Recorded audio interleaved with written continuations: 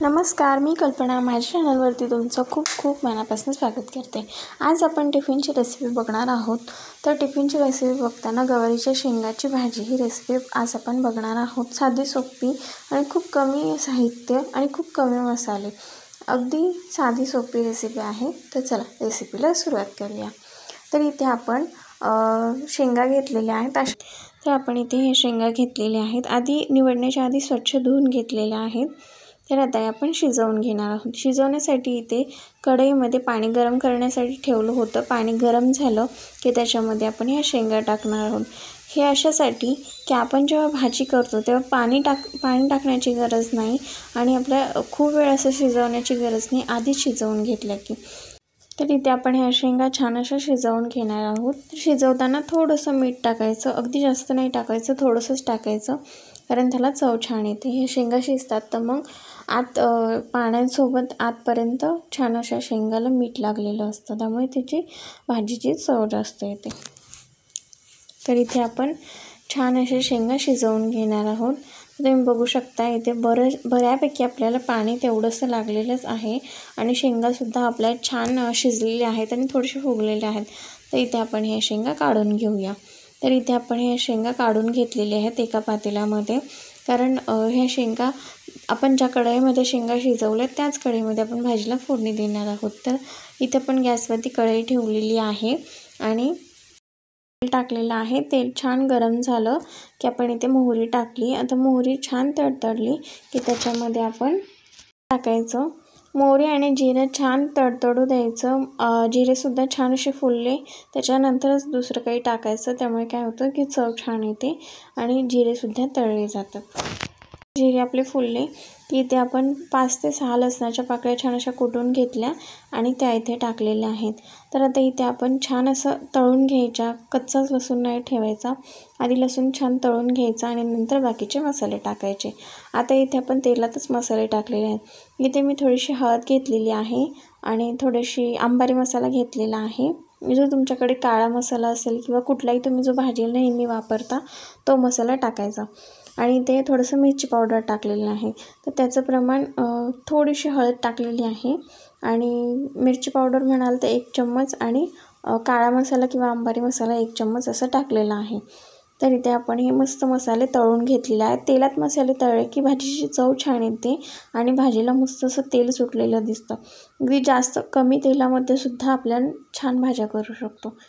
तर मसाले छान आपले तळून झाले की आपण इथे ज्या शेंगा उकडवून घेतल्या होत्या त्या आपण ह्याच्यामध्ये टाकणार आहोत. तर इथे आपण ह्या शेंगा टाकलेल्या आहेत. आता इथे थोड्याशा अशा मिक्स करून घ्यायच्या आणि मसाल्यामध्ये छान अशा मुरतींनी सगळ्या शेंगांना आपल्या मसाला लागेल इथपर्यंत. त्याच्यामध्ये थोडंसं पाणी होतं ना, ते आपण तसंच त्याच्यामध्ये टाकलेलं आहे आणि ते थोडंसं शिजू द्यायचं.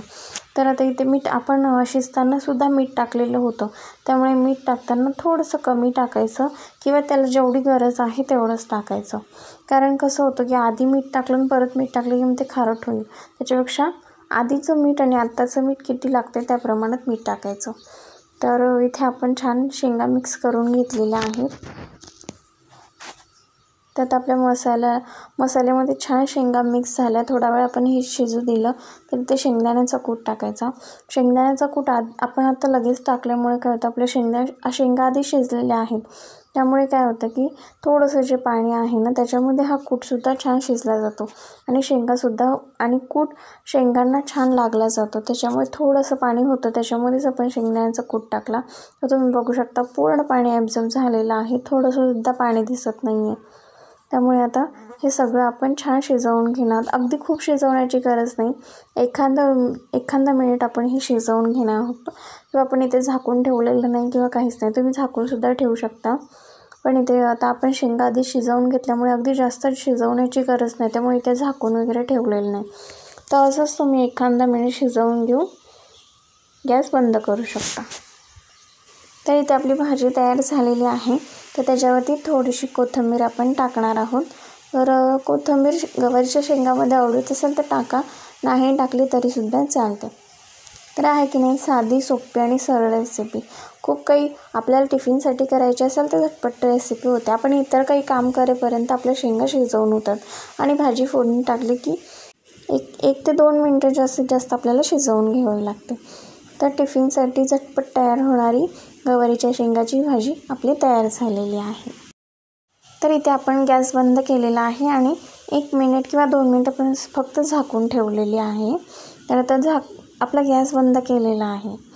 तर इथे आपली गवारीच्या शेंगाची भाजी तयार झालेली आहे. तुम्ही बघू शकता, छान अगदी झटपट बनवली आणि टिफिनसाठी अगदी पटकन आपण ही बनवू शकतो. तर कशी वाटली तुम्हाला ही रेसिपी? तुम्ही माझा पूर्ण व्हिडिओ बघितल्याबद्दल तुमचे मनापासून धन्यवाद. आणि तुम्ही चॅनलला अजूनही सबस्क्राईब केलं नसेल तर नक्की करा. अशा साध्या, सोप्या आणि सहज रेसिपीसाठी चपातीसोबत किंवा भाकरीसोबत ही भाजी खूप छान लागते. तर असेच भेटूया एका नवीन रेसिपीसोबत.